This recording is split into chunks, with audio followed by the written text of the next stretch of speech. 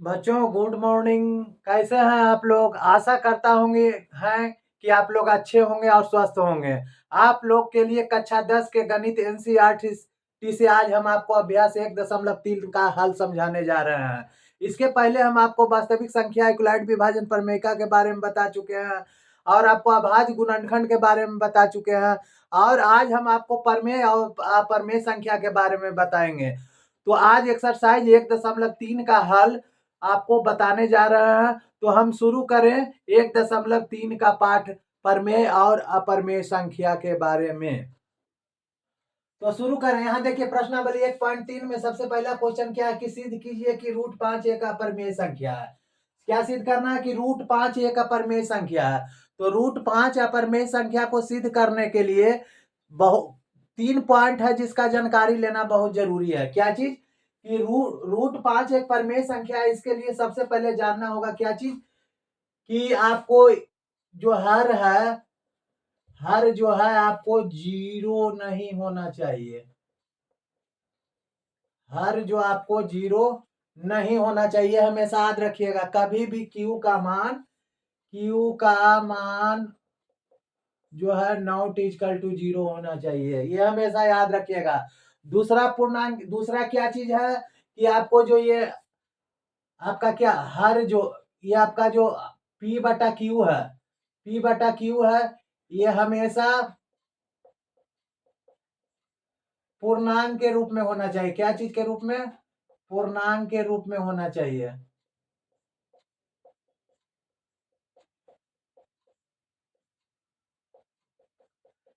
यानी पूर्णांक P भी हो तो पूर्णांक हो और Q भी हो तो पूर्णांक हो, अंश भी हो तो पूर्णांक हो और Q भी हो तो पूर्णांक हो।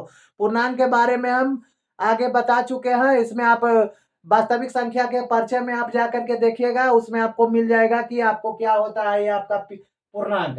तो पूर्णांक में होना चाहिए, P भी पूर्णांक होना चाहिए और Q भी पूर्णांक होना चाहिए। और Q का ऑप्शन है कि Q 0 नहीं होना चाहिए।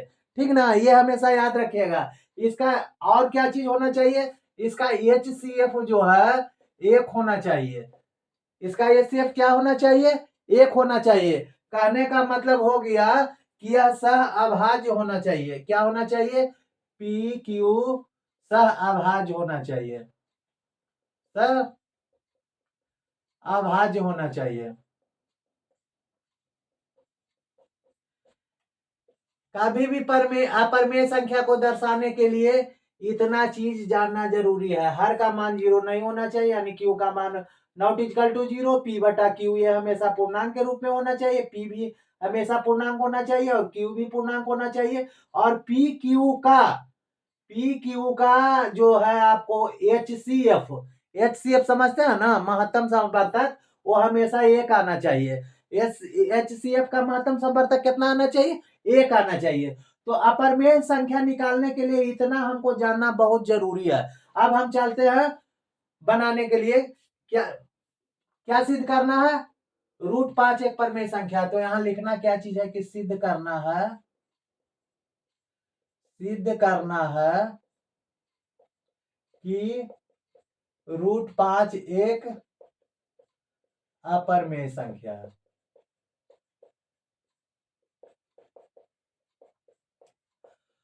तो ये जान लीजिए, जो चीज सिद्ध करना है उसके विपरीत से हम चलेंगे तब सिद्ध होगा।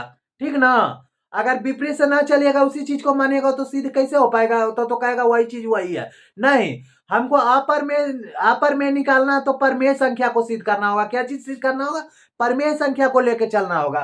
तो यहां हम मानते हैं, क्या मानते हैं कि माना कि √5 क्या है? एक परमेय संख्या है।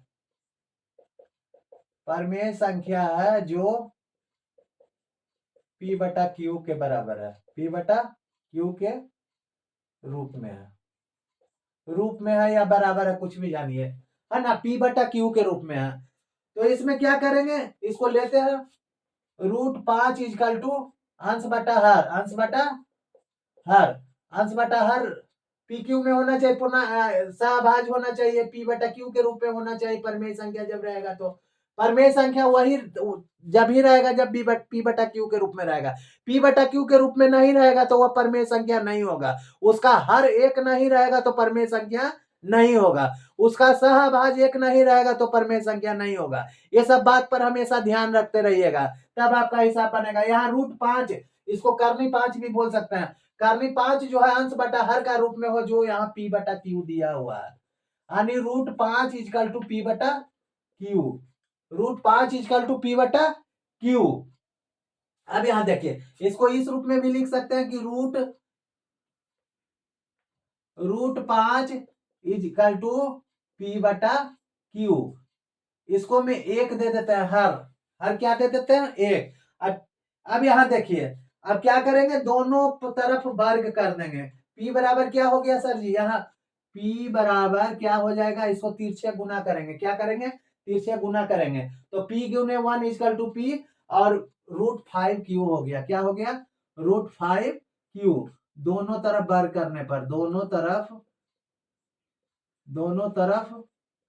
वर्ग करने पर, दोनों तरफ वर्ग हम करते हैं तो क्या हो जाएगा, P² इजकल टू √5² Q², है ना। या इसको इस तरह से भी लिख सकते हैं कि √5Q²। जैसे आपको इच्छा वैसे लिखिए, ठीक ना। ये आपको हम समझाने के लिए ऐसा लिखे हैं। या इसको आप लिख सकते हैं P² इजकल टू 5Q²। ठीक है, ये क्या लिखेंगे, P² इजकल टू 5Q²। इसको समीकरण 1 मान लीजिए, इसको समीकरण 1 मान लेते हैं। अब हम चलते हैं, क्या यहाँ देख रहा है कि चूंकि P² यहाँ क्या देख रहा है, P² इजकल टू 5Q²। तो यहाँ लिखना है चूंकि P² 5 से विभाजित है। P² क्या चीज है, 5 से विभाजित है।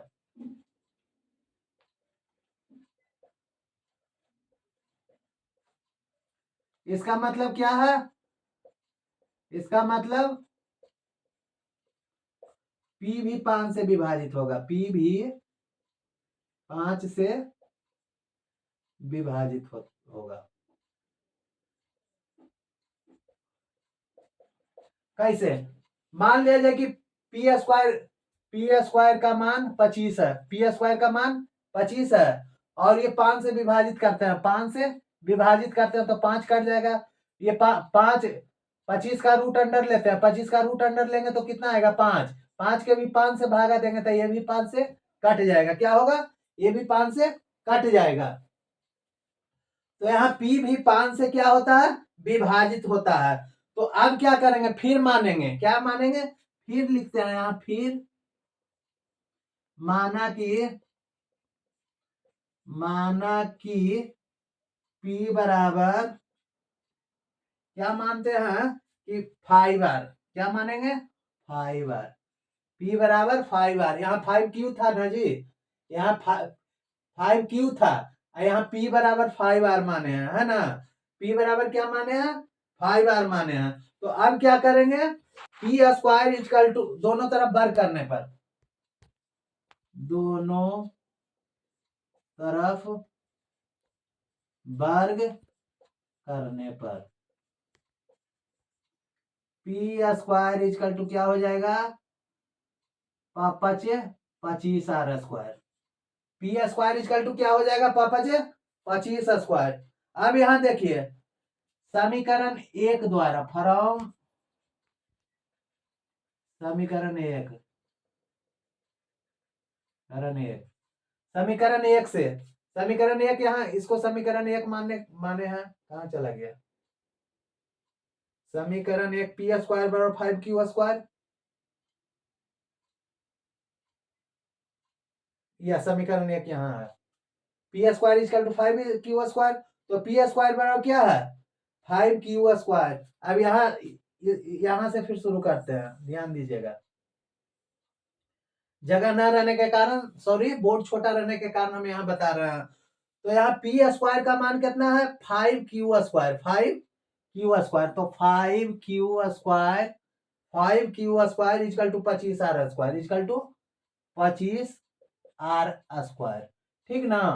तो क्यू स्क्वायर इजकल टू क्या हो जाएगा, 25 r स्क्वायर बटा 5 पचे 25, यानी क्यू स्क्वायर इजकल टू क्या हो जाएगा, 5 r स्क्वायर। यहाँ देखिए, यहाँ भी क्या चीज, वही चीज इंडिकेट कर रहा है जो यहाँ इंडिकेट कर रहा था, जो यहाँ इंडिकेट कर रहा था वही यहाँ भी इंडिकेट कर रहा है। तो इसको समीकरण क्या मानेंगे, समीकरण 2 मानेंगे, इसको समीकरण 2 मानेंगे। और यहाँ भी यही चीज लिखेंगे कि चूंकि क्यू स्क्वायर 5 से विभाजित है, चूंकि क्यू स्क्वायर जो है क्या है, क्यू स्क्वायर 5 से विभाजित है, तो क्यू भी 5 से विभाजित होगा, क्यू भी 5 से विभाजित होगा।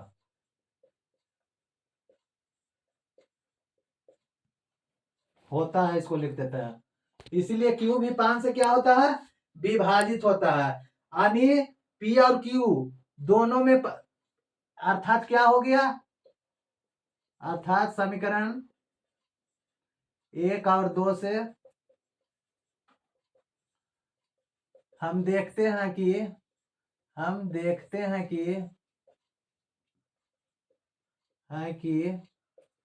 पी तथा क्यू दोनों 5 से विभाजित होता है। किससे विभाजित होता है, दोनों 5 से विभाजित होता है। किससे विभाजित होता है जी, 5 से विभाजित होता है। किससे विभाजित हो गया, 5 से विभाजित हो गया, जिसका एचसीएफ क्या है, जिसका एचसीएफ क्या हो गया, 5 से जब विभाजित हुआ तो एचसीएफ क्या हो गया, 5। अब यहां ध्यान दीजिए कि इसका क्या सूत्र था कि जिसका एचसीएफ 1 होना चाहिए, देखिए पकड़ा गया चोर, जिसका एचसीएफ 1 होना चाहिए, यहाँ इसका एचसीएफ कितना है, 5, यानी √5 क्या है, एक परमेय संख्या है। अपरमेय संख्या है, परमेय संख्या नहीं है ना। तो क्या लिखेंगे, जो कि हमारा अवधारणा के विपरीत है। ये क्या है, हमारी, ये जो है ये हमारी अवधारणा के विपरीत है, क्योंकि परमेय संख्या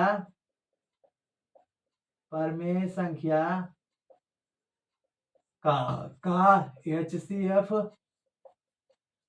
1 आना चाहिए।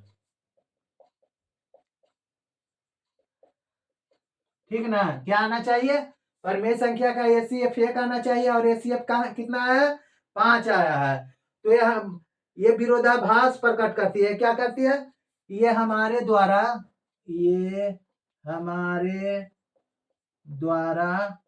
मानी गई संख्या, ये हमारे द्वारा मानी गई बात क्या करती है, विरोधाभास प्रकट करती है। क्या करती है, विरोधाभास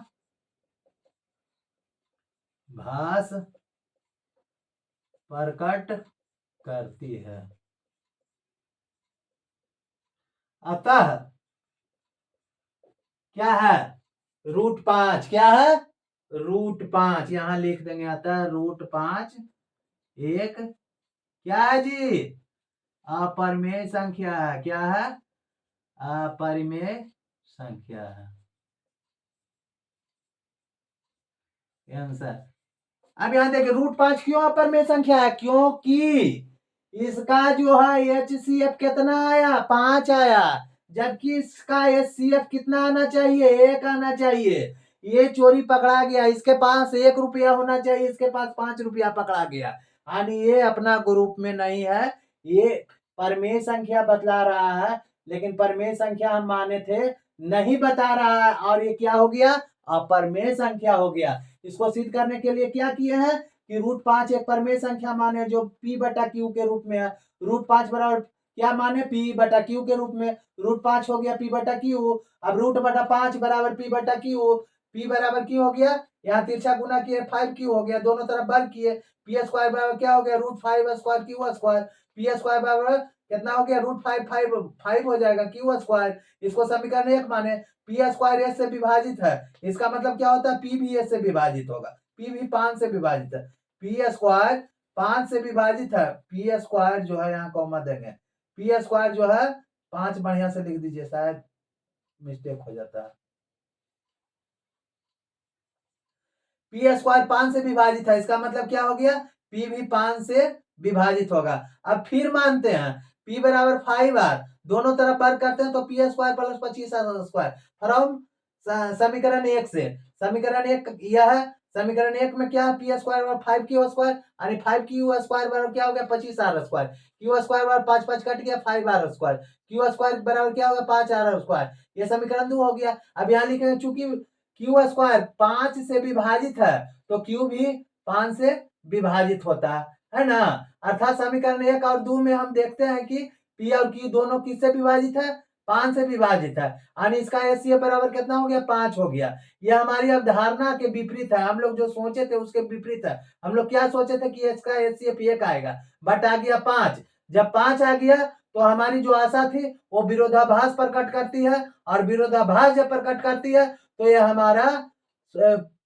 हमारा परिमेय संख्या नहीं हो सकता। जब हमारा परिमेय संख्या नहीं होगा तो वह संख्या पर क्या होगा, जब हमारा परिमेय संख्या नहीं होगा तो वह संख्या क्या होगा जी, वह संख्या अपरिमेय संख्या होगा। और इससे सिद्ध होता है कि √5 एक क्या है, अपरिमेय संख्या है। चलिए अब हम दूसरा क्वेश्चन की ओर चलते हैं।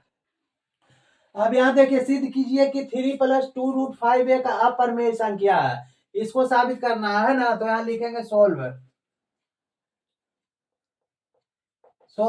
अब क्या लिखेंगे कि सिद्ध करना है, सिद्ध करना है,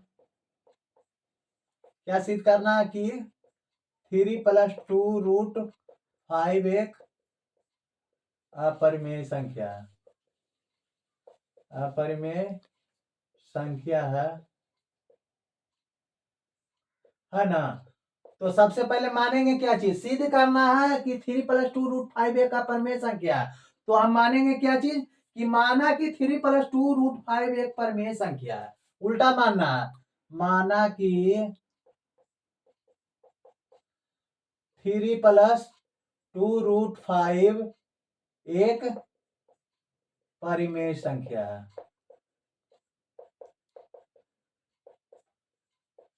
है, जिसके लिए हर जीरो नहीं होना चाहिए। इस जिसके लिए क्या नहीं होना चाहिए, हर जीरो नहीं होना चाहिए। क्यू का मान जीरो नहीं होना चाहिए। पी बटा क्यू ये हमेशा पूर्णांक के रूप में होना चाहिए। एचसीएफ 1 होना चाहिए और पी क्यू सह अभाज्य होना चाहिए। पीछे भी बताए थे कि सह अभाज्य का मतलब क्या होता है कि उसका मासा 1 आना चाहिए। उसका मासा कितना आना चाहिए, 1 आना चाहिए।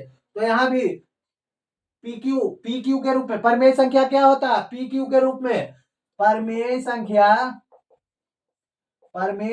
बराबर क्या होता है पी बटा क्यू, यानी अंश बटा हर, जो कि क्यू क्या होना चाहिए, जीरो के बराबर नहीं होना चाहिए। और पी जो है ये पी और क्यू अंश और हर दोनों क्या होना चाहिए, पूर्णांक होना चाहिए। और इसका जो एचसीएफ निकलेगा वो आपका 1 होना चाहिए। मौसा जो निकलेगा क्या होना चाहिए, 1 होना चाहिए। तो यहाँ क्या लिख दिए कि पी क्यू। अब यहाँ लिखेंगे संख्या क्या चीज दिया हुआ है 3 + 2√5, 3 + 2√5। तो यहाँ लिखेंगे 3 + 2√5, 3 + 2√5 इक्वल टू क्या होता है पी बटा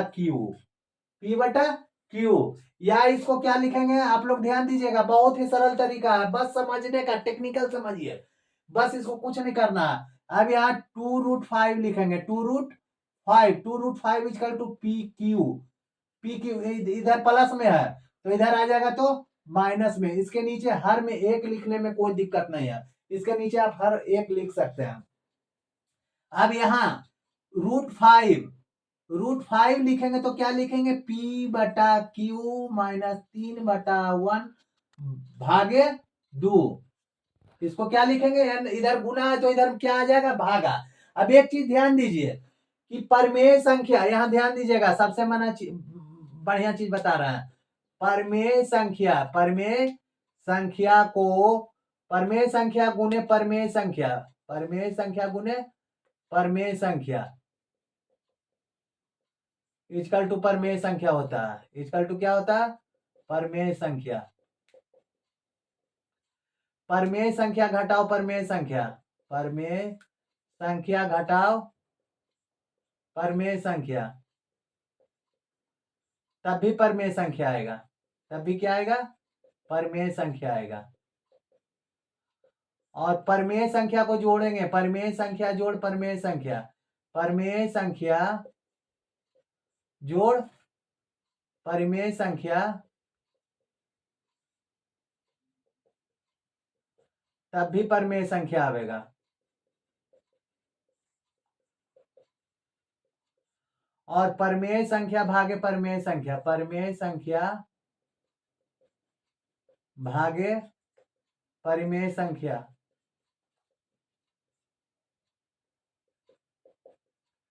तब भी परमेय संख्या आएगा।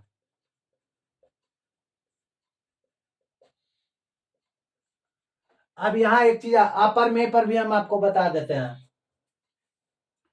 अपरमेय जोड़ परमेय, अपरमेय जैसी सट जाएगा तो अपरमेय हो जाएगा।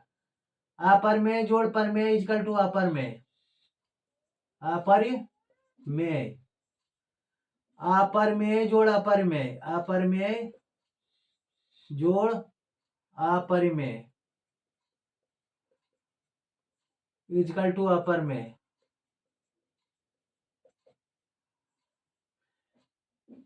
अपरमेय गुने अपरमेय, अपरमेय गुने अपरमेय।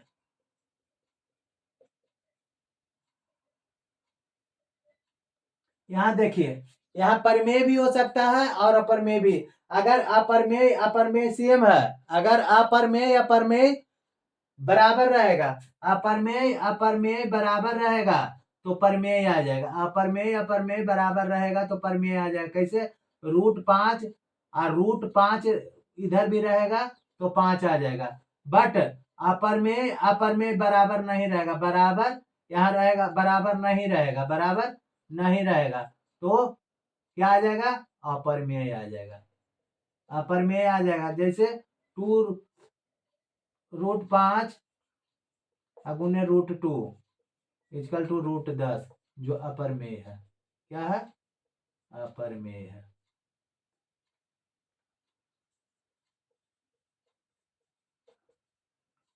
हाँ, तो ये सब बात पर ध्यान दीजिएगा। परमेय जोड़ अपरमेय को किसी भी अपरमेय में, अगर आप नोट कर लीजिए, अपरमेय अपरमेय अपरमेय जोड़ अपरमेय गुने परिमेय, अपरमेय गुने परिमेय इक्वल टू अपरमेय, अपरमेय भागे भागे परिमेय इक्वल टू अपरमेय। परमेय को जब अपरमेय से गुना करें, भागा करें, जोड़ करें, घटाव करें तो अपरमेय आएगा। ये हमेशा याद रखिएगा, इसको आप लोग आज कर लीजिएगा, ठीक ना। अब हम चलते हैं आगे। बंद कर देनी। अब हम यहाँ देखिए, यहाँ क्या है, √5 है, यहाँ क्या है, √5 है, और यहाँ हो गया P/Q माइनस 3/1/2।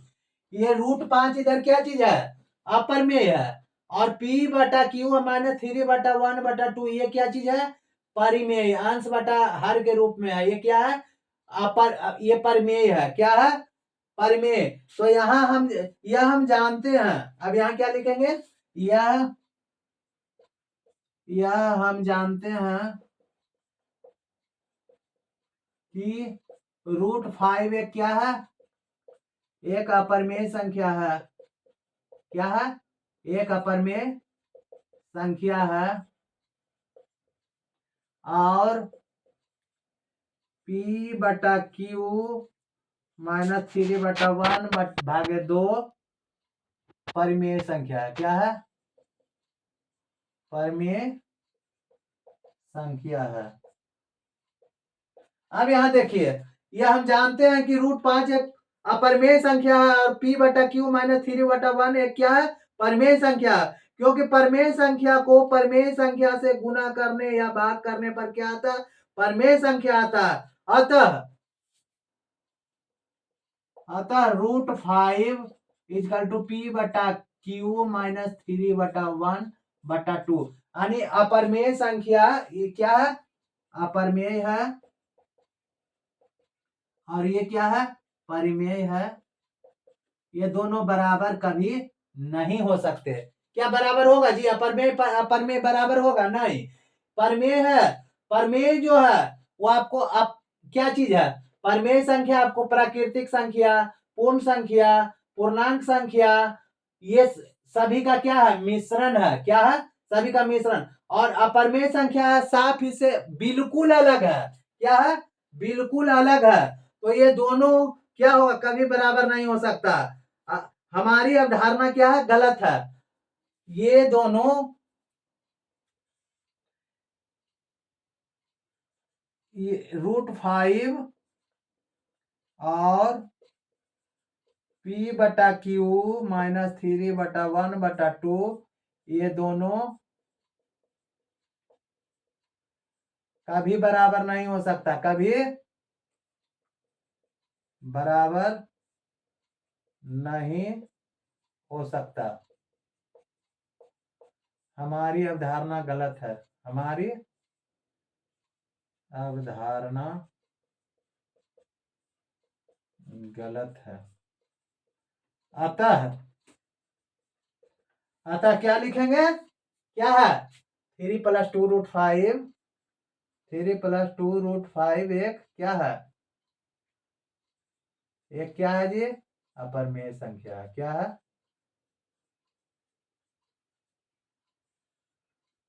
संख्या है।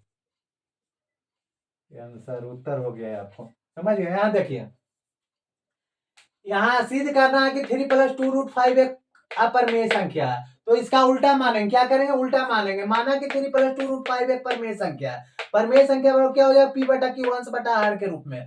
3 + 2√5 बराबर क्या हो जाएगा? P बटा Q या 2√5 है, यहाँ 3 प्लस में, इधर आ जाएगा माइनस में। अब यहाँ देखिए √5 यहाँ 2 इंटू में है, गुना में है, इधर आ जाएगा डिवाइड में। तो P बटा Q माइनस 3/1/2 √5 बराबर P बटा Q माइनस 3/1 डिवाइड 2। अब यह हम जानते हैं कि √5 एक अपरिमेय संख्या। जान रहे हैं ना कि √5 क्या है? एक अपरिमेय संख्या। और P बटा Q माइनस 3/1/2 परिमेय संख्या है। अतः ये दोनों कभी बराबर नहीं हो सकता। ये अपरिमेय है और ये परिमेय है। दोनों कैसे बराबर होगा? कभी नहीं होगा। अतः √5 और P बटा Q माइनस 3/1 डिवाइड 2 ये दोनों कभी बराबर नहीं हो सकता। हमारी अवधारणा जो हमारी सोच है वो क्या है? गलत है। अतः 3 + 2√5 क्या है? एक अपरिमेय संख्या है।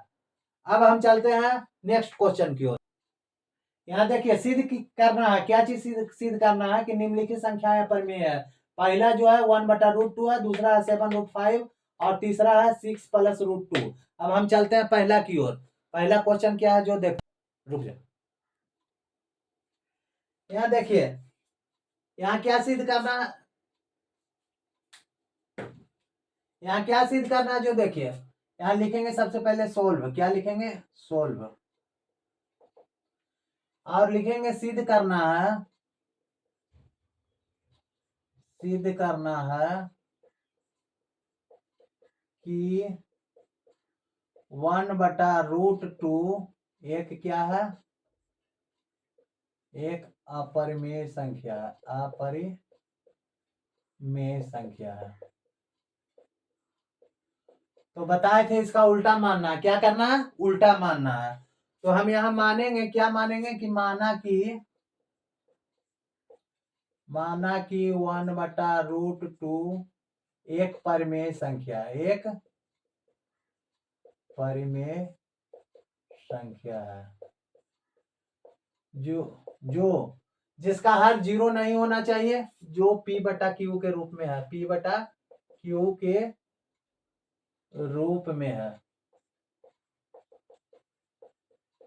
है ना, जो P बटा Q के रूप में है। और Q का मान क्या होना चाहिए, Q का मान जीरो नहीं होना चाहिए, P बटा Q में हमेशा पूर्णांक के रूप में होना चाहिए। और P बटा Q, P भी हमेशा पूर्णांक होना चाहिए और Q भी हमेशा पूर्णांक होना चाहिए। और इसका HCF क्या होना चाहिए, एक, यानी PQ सह अभाज्य होना चाहिए। क्या होना चाहिए, PQ सह अभाज्य होना चाहिए। तो इसका जो है यहाँ देखिए, अब इसका रूप धारण करते हैं। 1/√2 को क्या मानते हैं, P बटा Q के रूप में। 1/√2 इक्वल टू क्या मानेंगे, P बटा Q के रूप में। अब इसको व्युत्क्रम, यहाँ √2 ऊपर ले जाना है, क्या करना, √2 को ऊपर ले जाना। तो क्या करेंगे, लिखेंगे व्युत्क्रम करने पर, उल्टा करने पर, व्युत्क्रम करने पर इसको उल्टा कीजिए तो क्या हो गया, √2 ऊपर आ जाएगा, अब बटा 1 नीचे आ जाएगा। और P बटा Q करेंगे तो क्या हो जाएगा, Q बटा P। इससे कोई दिक्कत नहीं होता। ये देख लीजिए, मान लिया जाए कि आप 2/3 है, 3/2 भी लिख सकते हैं आप, 4/5 है तो 5/4 भी लिख सकते हैं। इसको ये परमेय ही रहेगा, हमेशा क्या रहेगा, परमेय। मान अलग अलग आ सकता है पर हमेशा परमेय रहेगा। तो यहाँ हमको साबित मान नहीं करना है, बल्कि हमको परमेय अपरमेय साबित करना है। तो इसको व्युत्क्रम किए तो क्या हो गया, √2/1 इक्वल टू Q बटा P, Q बटा P, Q बटा P आ गया। अब हम इसको क्या करेंगे, यहाँ लिखेंगे, गुना करेंगे तो क्या है, यहाँ आ गया √2 P इजकल टू Q। क्या हो गया जी, √2 P इजकल टू Q। अब √2 इजकल टू क्या हो जाएगा, यहाँ √2 P इजकल टू Q। अब इसको अलग अलग लिख देंगे, यहाँ लिख देंगे √2 इजकल टू अंश, यहाँ ला देंगे अंश बटा हर के रूप में लिखना, अंश बटा हर के रूप में लिखेंगे, हर के रूप में लिखेंगे। तो √2 बराबर क्या हो जाएगा, P बटा Q के रूप में, P बटा Q के रूप में। अब यहाँ क्या हो गया, हम जानते हैं कि लिखेंगे, यहाँ हम जानते हैं कि √2 क्या है,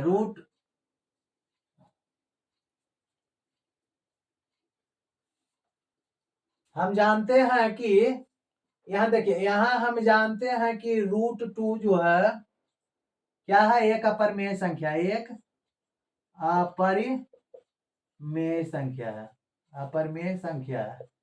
√2 क्या है, एक अपरिमेय संख्या है। और P बटा Q क्या है, sorry, power cut line cut हो जाने के कारण यहाँ डिस्टर्ब हुआ, इसके लिए हम आप लोगों से माफी मांगता हूँ। अब यहाँ चले, यहाँ हम जानते हैं कि √2 एक क्या है, अपरिमेय संख्या है। और P बटा Q क्या है, P बटा Q एक परिमेय संख्या है, एक क्या है, परिमेय संख्या है।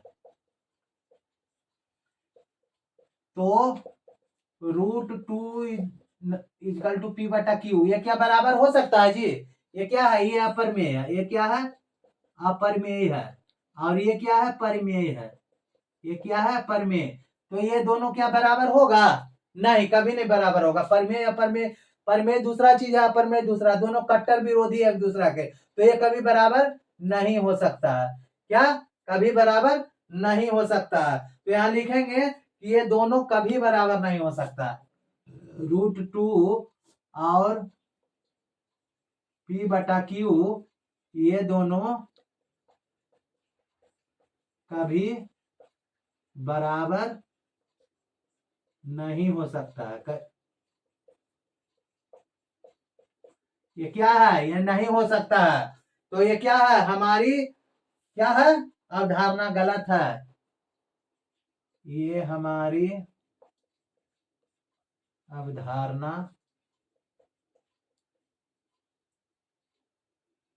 गलत है। हमारी अवधारणा क्या है जी, गलत है। इसीलिए क्या है, इसीलिए क्या है जी, 1/√2 एक क्या है, अपरिमेय संख्या है। क्या है जी, अपरिमेय संख्या है।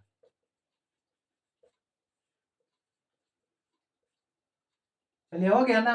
अब यहाँ देखिए सिद्ध करना क्या चीज है, 1/√2 एक अपरिमेय संख्या, तो इसका उल्टा लिखेंगे, माना कि 1/2 एक परिमेय संख्या जो p/q यानी अंश बटा हर के रूप में होता है। इसके लिए क्या है, हर जीरो नहीं होना चाहिए, q का मान जीरो के बराबर नहीं होना चाहिए।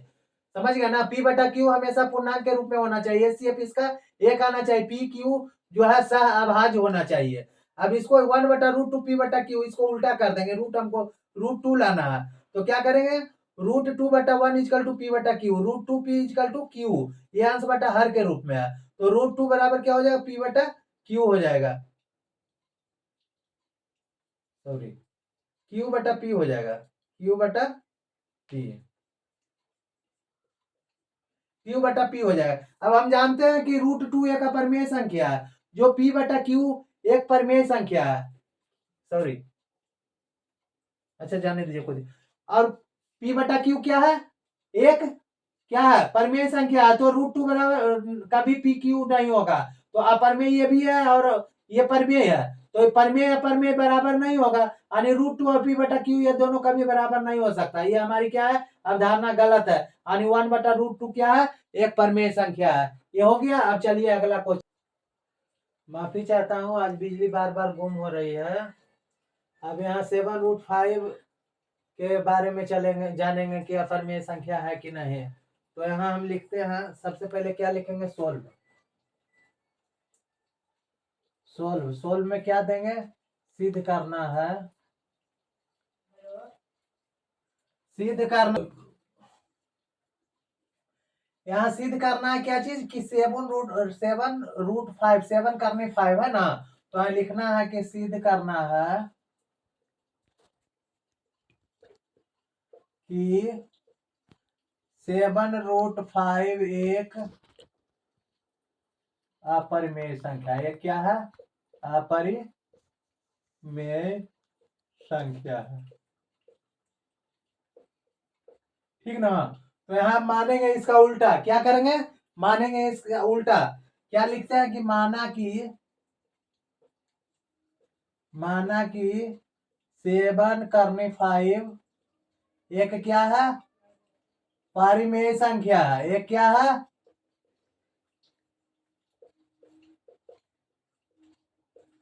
करनी एक 5 एक क्या है, परिमेय संख्या है, जो कि कौन सा रूप में होता है, जो p/q के रूप में होता है, किसके रूप में होता है जी, p/q के रूप में होता है। p/q का मान वही हो जाएगा, यहाँ q का मान जीरो नहीं होना चाहिए, p/q हमेशा पूर्णांक होना चाहिए, p भी पूर्णांक होना चाहिए और q भी पूर्णांक होना चाहिए, धनात्मक या ऋणात्मक कुछ भी होना चाहिए, बट होना चाहिए, और HCF इसका एक आना चाहिए, pq सहभाज्य होना चाहिए, इतना सब में लागू होगा, ठीक ना। तो p/q के रूप में होना चाहिए। अब हम यहाँ लिखेंगे, क्या लिखेंगे, कि क्या 7√5 इजकल टू p/q, है ना। यहाँ क्या लिखेंगे, 7√5 इजकल टू p/q, या √5 इजकल टू, यहाँ गुना में ना है जी, यहाँ क्या चीज है, गुना में है, तो यहाँ क्या हो जाएगा, भागा में, तब भागा में, यहाँ q भागा में है, तो इसमें 7 से गुना हो जाएगा, क्या हो जाएगा, 7 से गुना, या इसको लिख सकते हैं इस तरह की √5 इजकल टू p/7q, p/7q, बस बन गया, हो गया, √5 इजकल टू p/7q। अब यहाँ देखिए, हम लोग जानते हैं, यहाँ हम लोग जानते हैं क्या चीज, कि √5 एक अपरिमेय संख्या है और p/7q एक परिमेय संख्या है ना। इसको लिखना है, क्या लिखना है, कि हम जानते हैं, हम जानते हैं कि √5 एक अपरिमेय संख्या है, एक अपरिमेय संख्या है और P/7Q एक परिमेय संख्या है। यानी √5 इजकल टू P/7Q। P क्या है? √5 क्या है? परिमेय। √5 क्या है? अपरिमेय। और P/Q क्या है? परिमेय। ये क्या है? परिमेय। क्या √5 यानी अपरिमेय बराबर परिमेय ये दोनों बराबर हो सकता है? कभी नहीं हो सकता है। ये √5 कभी नहीं परिमेय के बराबर होगा। तो यहाँ क्या चीज हम लिखेंगे कि ये दोनों कभी बराबर नहीं हो सकता। ये दोनों लिखेंगे √5 और P/7Q कभी बराबर नहीं हो सकता। कभी बराबर नहीं हो सकता। कभी बराबर नहीं हो सकता है। अतः हमारी अवधारणा गलत है। क्या है? अतः हमारी अवधारणा क्या है? अवधारणा सोच क्या है? गलत है। यानी क्या है जी? यहाँ 7√5 यानी 7√5 एक क्या है? अपरिमेय है। क्या है? अपरिमेय संख्या है। चलिए अब आप समझ गए होंगे आंसर। अब अगला क्वेश्चन की ओर चलते हैं। हाँ, तो यहाँ क्या करना है? 6 प्लस √2 को सिद्ध करना है कि यह एक अपरिमेय संख्या। तो यहाँ लिखेंगे सिद्ध करना है। सिद्ध करना है कि 6 प्लस √2 एक अपरिमेय संख्या। क्या है? एक अपरिमेय संख्या है। तो यहाँ मानेंगे क्या? मानेंगे इसका उल्टा। माना कि 6 प्लस √2 क्या है? एक परिमेय संख्या है। एक क्या है? परिमेय संख्या है जो P/Q यानी अंश बटा हर के रूप में है।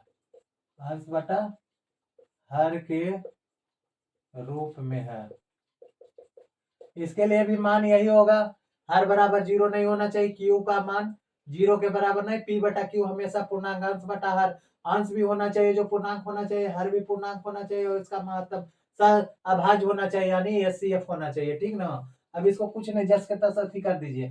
6 प्लस √2 इजकल टू कितना? अंश बटा हर P/Q यानी √2 बराबर क्या हो जाएगा? P/Q -6/1 है ना?